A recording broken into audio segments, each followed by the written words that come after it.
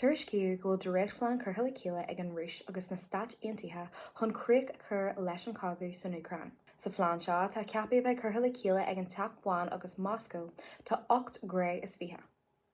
Cur an phlean seo as cuair forann Zelensky agus deirtear go bhfuil neart gréithe atá le Stait Aontaithe nach fiú plé a dhéanamh orthu.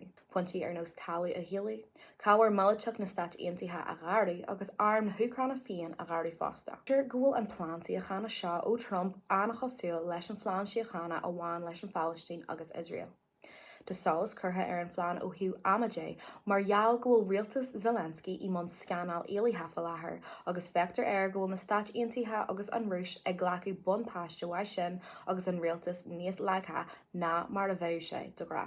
Agus na hairí greithí achtartha i món cruinnithe sa Bhroiseáil agus ionsaithe rúiseacha mar cheann na hábhar cante is mó. Láithriú faoi chábhar airgeideas agus milliteach de 130 billiún euro ón Choimisiún Eorpach in 2026 agus 2027. Tá sé ráite ag caiac lás an tar donadaí de gréithí achtartha an tAontas Eorpa, nach bhfuil seaú saca athraithe ó hiú plán síochánaide. Caithfar íon phlean a bheith cothrom le chonachar ón Úcráin agus ón Eorp sa phróiseas agus smuointe atá rialaach agus daríire. Beagnach ceithre bliana ónar thosaí an tonraí ar an Úcráin agus ó hin tá thard ceithreacha na Eorpa i nné a bheith soilir, go bhfuil siad a ggéirdaí a bheith bainteach leis na plánna ag tacú leis an Úcráin agus mar sin ní bheith íon phlean atá agrithe ag rialtas an Trumpach agus an Rúis amháin ag cabhrú chun síocháin agus saoirse a Eorpach do bhaintear na Úcráine.